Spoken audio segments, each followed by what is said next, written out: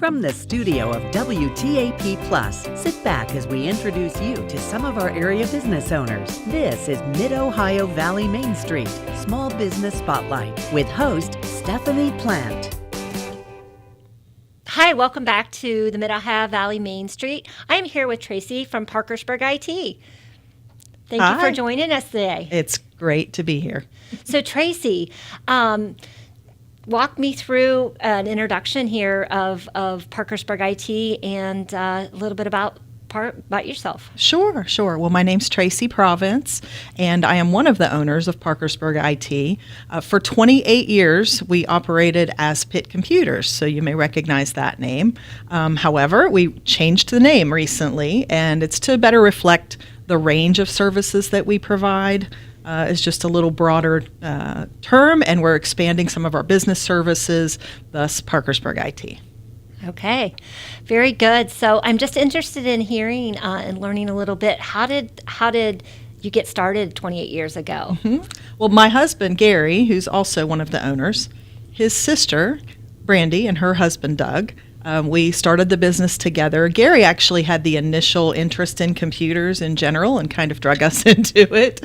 And he had some schooling related to that as well. But we had done other things together. We wanted to have this business together. And that's how it started 28 years ago. Okay, very good. And so how many employees do you have? We're a family business, as I was saying, with the family of us, and then also my nephew, Joey, also works with us, and it's just been us over the years so far. We're expanding to a point where we're probably going to be hiring, but so far we said we don't hire technicians, we grow them. So my son even worked with us for a while. He's since moved on, which is great, but it's been a family business for forever.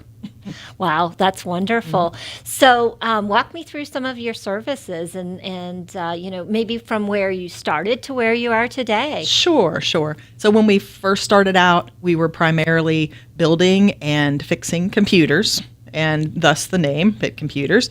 But as we've gone on, we've obviously added, as the technology has expanded, on the home user side, cell phones, tablets, laptops, desktops, all of that, even consoles, things like that.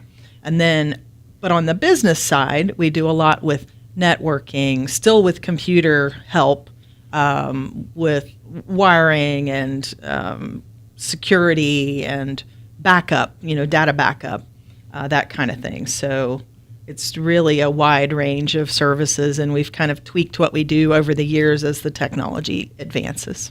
Yeah. So what throughout those 28 years, what is maybe one of your biggest challenges that you had to overcome? Probably working together as a family, for one. We fight like family, we make up like family. So, but also just you're never done learning. You're never done learning with computer and technology in general. It's all constantly changing. Any certification that you have is outdated practically by the time you receive it. So that's the challenge, is keeping up with the most current technology. And we do. It's been quite the challenge over the years to keep up with what's going on.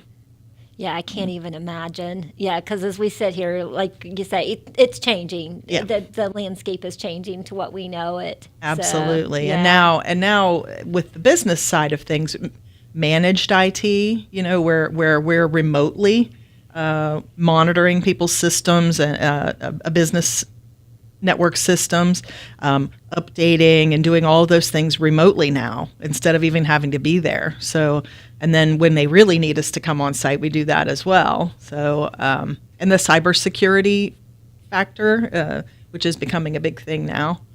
Everybody's wanting to be secure, stay secure, keep a hold of their information and not be scammed and those kinds of things. So. Yeah. So what would you say is the biggest part of your business? Is that the business side of things? I would say so at this point, and we're gearing it even more so. Although, like I said, we still love our home customers, we do. But the businesses is the main push right now, is that we know we can offer good services to those businesses and help them be able to focus on what they want to do instead of having to deal with the technology. Yeah, I think that's an important piece. We all have specialties, but just being able to have it handed over to somebody and say, "Here, take care of that," because that's not my expertise or my field. So, what does a perfect customer look like to you? What would that person be, or that business? There? We've had some really good success with coming into a small or medium-sized business. Usually it's the small businesses that don't really have an IT department. They don't have somebody that does that for them. They just try to make it work, and it doesn't usually work. They have struggles, or they don't have a backup. We've had that happen plenty of times. We love to be able to come alongside a business and say, look, let's just assess what you have. Let's see the things that are working for you and the things that aren't working for you. Maybe we can bring some things to the table that they weren't even thinking of, such as like a data backup. We've been to businesses that have been in business for 20 years and they have no backup, none. So we're able to say, we can help with that. We can help streamline, update where we need to, use what you have, and move everybody along. And even in the sense of educating the employees and being able to help with avoiding scams and things like that, because that often comes with folks that don't know a lot about the technology, as they can also get drawn into those kind of things. So just all the aspects, just to be able to come in and help them regroup and take that off their plate. Yeah. So, the scam part of it, the holidays were here, and so is that a time of year that you see an increase in that happening, and so then maybe your phone is ringing and you're starting to see that more often? A little bit, yeah. Although honestly it's year round, all the time. That's probably the most common question we get from people that call in is, what's happening? How do I get rid of these? Or I just called this number and now I don't have access to anything. It's the scramble of, I think I might have messed up, and that's, it's pretty common. Yeah.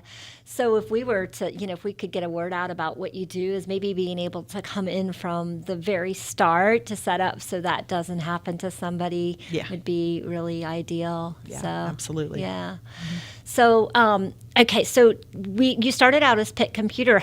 Where are you located? Like, if somebody would want to come in and find you, where would they find you? We're on Emerson Avenue. It's 4545A Emerson Avenue. It's a 2-story building right as you're coming into town from the north end. So if you're coming off the interstate, it's easy to find. If you're coming from in town, most people know where Emerson Avenue is. We're right across from Los Agaves Mexican restaurant, which a lot of people know where that is. They do. Yeah. We're right across the street, which is a dangerous place for us to be. So good. Yeah. But, so we're happy to talk with anyone in person, or you can give us a call. You can contact us through the website. I mean, there's a lot of ways. Email, all of it. Yeah. So when you were first starting out your business, you said, your brother started it out, and then you all kind of came Husband. Your husband, forgive me. That's okay. Your husband started it. And so, what did that look like, investing in that? And what was the startup like for, somebody starting a small business? It was a small start, honestly. We didn't carry a lot of retail, items. It was mostly the service. We rented a place on the corner of Lakeview and Emerson, actually, and started out renting there, just doing repairs, custom builds, and just getting our feet wet. And frankly, we didn't have a business plan. We didn't have super amount of funding. It was really just deciding we wanted to do this together. Came up with a way to get at least the first gears rolling, and then just grew it steadily over time. We actually did end up purchasing a building, and then 9/11 hit, and just the way people spend money was different then, and it really had an effect on our business. But so we downsized from that. I think we moved probably too early in hindsight. We jumped a little bit. So we moved to a smaller location for a little while, and people still found us because we do good work, and so that wasn't really a problem. But we weren't growing like we should, so we moved Had an opportunity to get into this building probably, I'm going to say 8-9 years ago, and we were renting there originally, and then we had an opportunity to buy the building. So it's been just been a steady growth process for us, and just adjusting as we go, learning as we go. Yeah, it's been interesting. Yeah. So you mentioned that your son and your nephew, your son has worked for you in the past, and now your nephew. What roles did they have in the business, and how do you feel like as a family unit that, how that affected or made a difference? Yeah, we definitely each have very distinct roles in the business. My husband is on site almost all the time. He's hardly ever at the shop. He's working with businesses, primarily the networking and the managed IT side of things. My nephew also goes with him. He has a degree that he's gotten in relation to this, so he's kind of going alongside him. And eventually we'll retire; it'll be his. So, but they're working together in that aspect. Joey also does some hardware things and software issues in the shop when he's not out on site with Gary. And then myself, I'm really the front of house. I am not a technician, but I'm very techy. So I'm kind of level 1 tech support. When people call, that's usually I'm the one helping them. I know a lot of stuff. 28 years has done that to me. But that's my domain, would be the scheduling, the calling and noting and ringing up and doing all of those things, ordering. And then Gary's sister, Brandy, she is the business side. She takes care of the books. She does, that whole realm of things, which is a job in and of itself, frankly. And then she's also a repair technician, more in the Windows side of things, the software issues and things of that nature. And then her husband, Doug, my brother-in-law, he's more on the hardware side of things. He doesn't do a lot with software with Windows, but he does the fixes, the port replacements, and all the physical things. He's got a knack for that. He should have been a surgeon. He does micro soldering, literally chips that would sit between the ridges of a fingerprint. If you lose that, it's gone. It's in the wind. You'll never find it again. But he does that kind of work. So that's all levels. Very tedious work. Yeah. And Tony, my son Tony, when he was working with us, he had an electrical and instrumentation degree, and he did a lot of that kind of work in relation to the computer equipment. So we all had our thing. Yeah, that sounds wonderful. Yeah. 28 years. So, over the 28 years, can you think of a time that you were like, was there ever a time that you were like, we can't do this anymore? Or has, like you said, it just has continued to evolve and it's been great? Yeah, I don't think we ever got to a point where we're like, oh, are we really supposed to keep going? Yeah. There's even been a time, financial struggles, obviously. Anybody that thinks that self-employment means you're rich is not necessarily true. It can be, and things have definitely grown over the years where, it's been a lot more comfortable as we've gone. It started pretty bumpy, but it's just been a steady growth, really. So we've all been very dedicated to it from the beginning, and we love working together, so it's great. Yeah. Mm-hmm. So you're probably like, how do you have a work-life balance? Walk me through what that looks like. When I'm at work, I'm at work.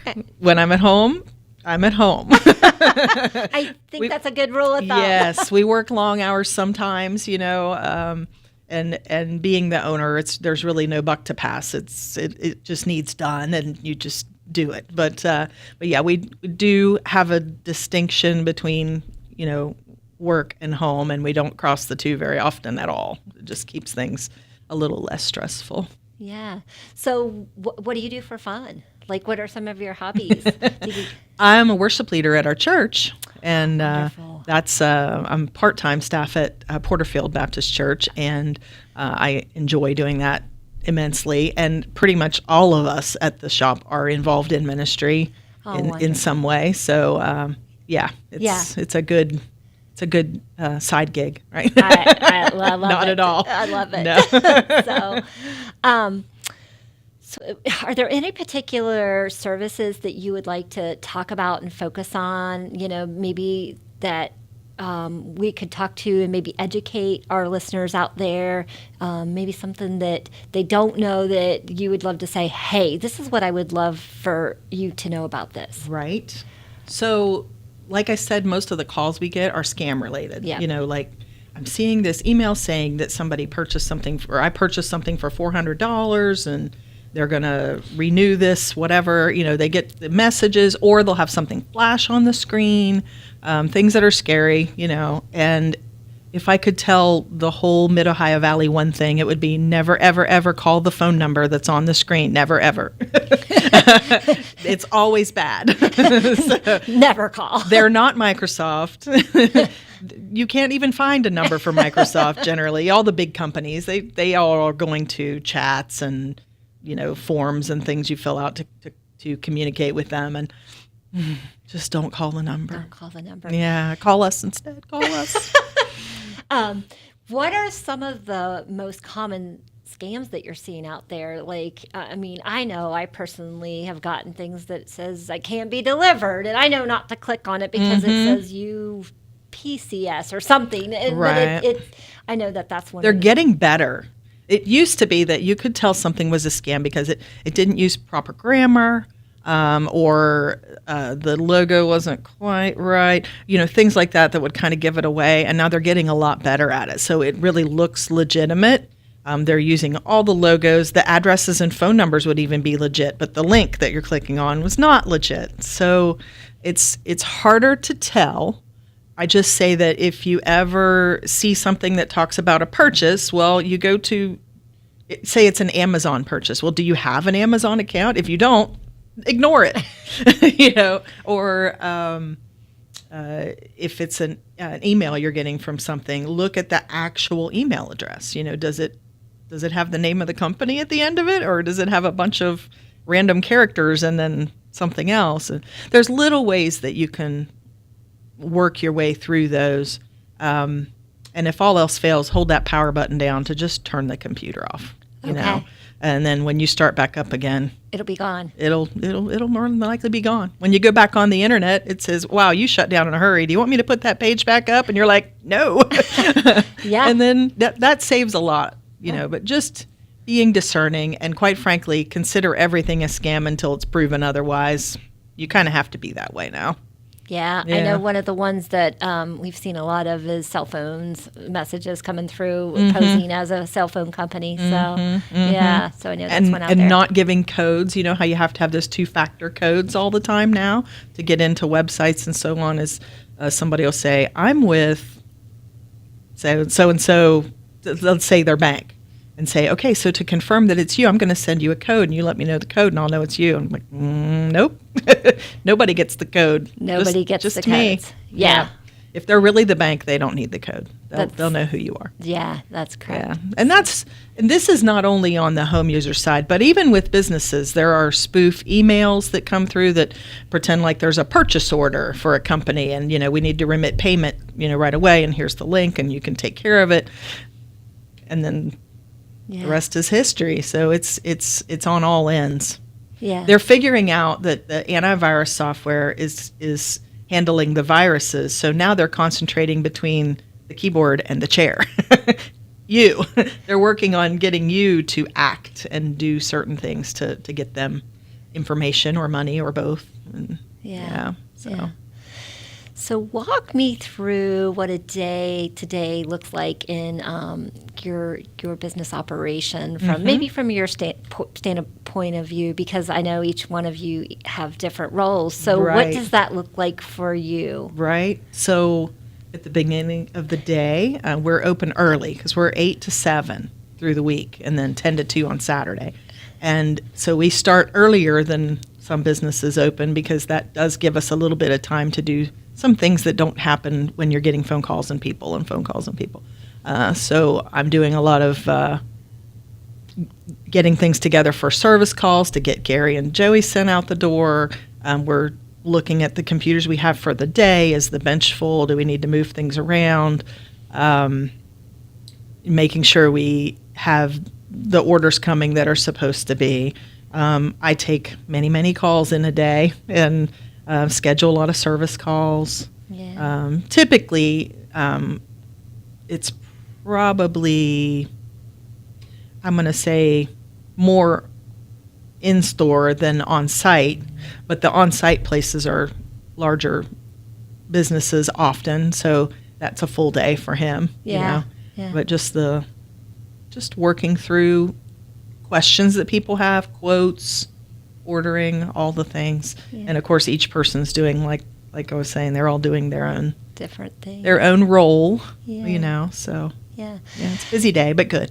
Yeah. So, where can how do I say I have a problem with my computer? I bring it in, and what's that process typically? Or, some other problems. So if I'm walking in, how long is that? It sounds like you make it extremely easy, but walk me through that. Yeah. So, It depends on just the level of computers we're having come in or the level of service calls we have going at any time. So it really varies. Sometimes it's just a few days. Sometimes it's been, a week and a half, couple weeks, which seems incredibly long to us, but from my understanding, isn't all that long. But the timing depends. But you can come in and just kind of your language, tell me what's going on, what's working or not working, and then sometimes we'll be able to look at it together, and so I understand, what you're saying, and vice versa. And if there's something I can help with, I always do. But often it means, getting in with the technician, But typically you'd be dropping off a computer, and I'd get the information from you, and your login, so I can get in and see what we need to do, and then we'd take a look at it, and we'd call you once it gets to the bench, and we get an idea what's going on. We'd give you a call, estimate, and you can decide what you want to do from there. But we make a lot of good recommendations for people. We're not all about if it's old, it has to be replaced. Sometimes you can help things along, but then there is a point where you're like, oh, you're better off to just let this one go. Yeah. And then for businesses, I'm doing just the initial talking with someone, but often it's Gary that's going out on site and having those discussions with them, But it's important to not be above the person, like maybe I know about that thing, but they know things about other things, you know what I mean? So you're trying to just use plain English and be able to communicate what needs to happen. Yeah. Yes, I understand that. I have a skill set, but when I was we're getting started since this is our first set of podcasts. We're still tweaking some things here. And Absolutely. Learning, so I definitely understand that. Absolutely. Yes. Everybody has their area of expertise. I mean, the check engine light comes on my car, and I'm just as clueless as the next person. So, yeah.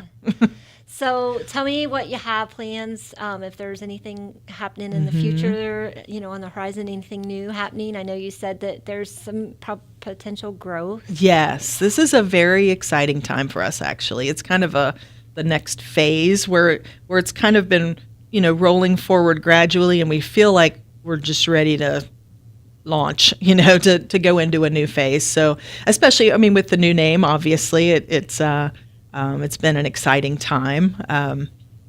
We're pushing more toward the business side and be able to do that, like I was talking about, the managed IT services, where it's just on a broader scale, being able to help with all of the updates and patches and keeping track of the physical computers as well, fans and cooling and things like that.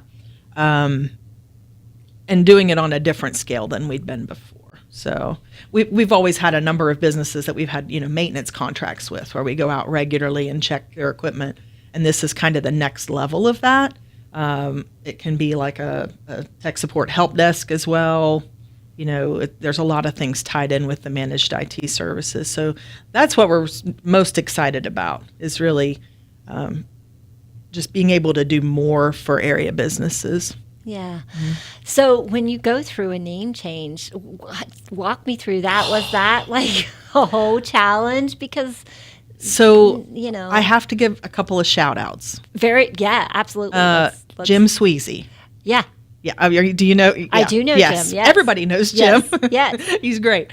Jim Sweezy at iHeartMedia. And he took an interest in us. He's had us do work for him before, and for them. And he really took an interest in, you guys do great work, and more people need to know about what you do. And it just makes me tear up a little bit because it was really nice. He says, I know I can do something for you.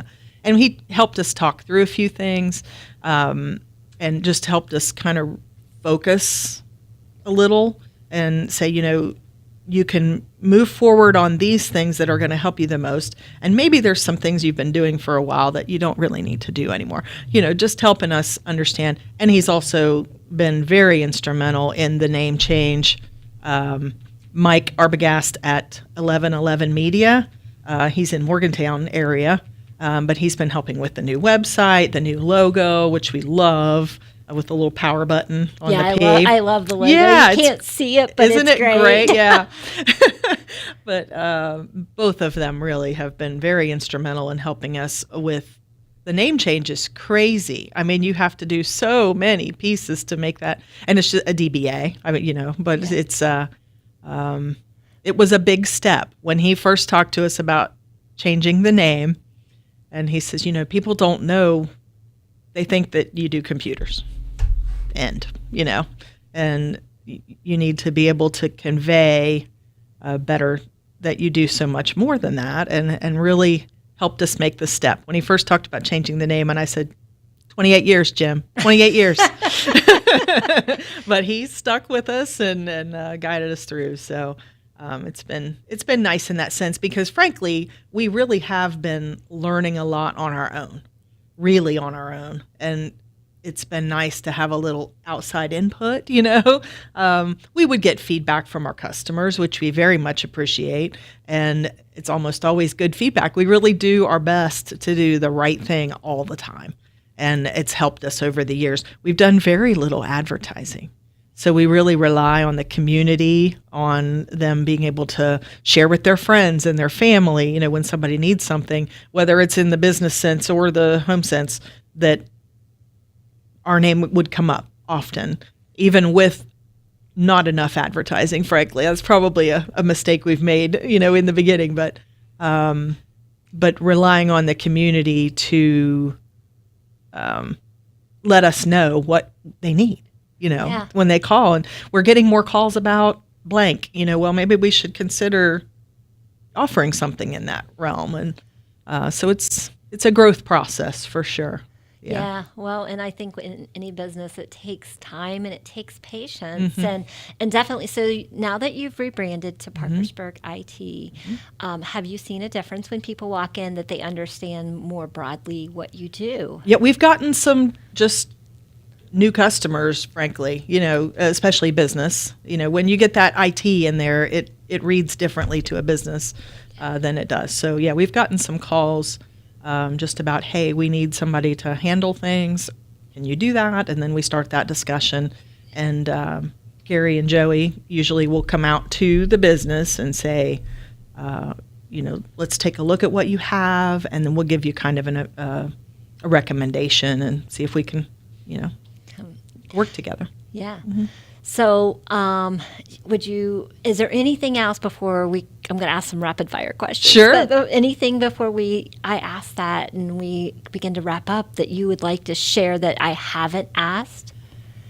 We've covered a lot, really. We have. I've learned so much, and I'm definitely this is exciting for you, and I'm really excited to see what the next several years brings for you in the future. It's definitely exciting. Yeah. Obviously, I mean, to check out the website is an easy way to see all the services that we offer and get a little bit more detail.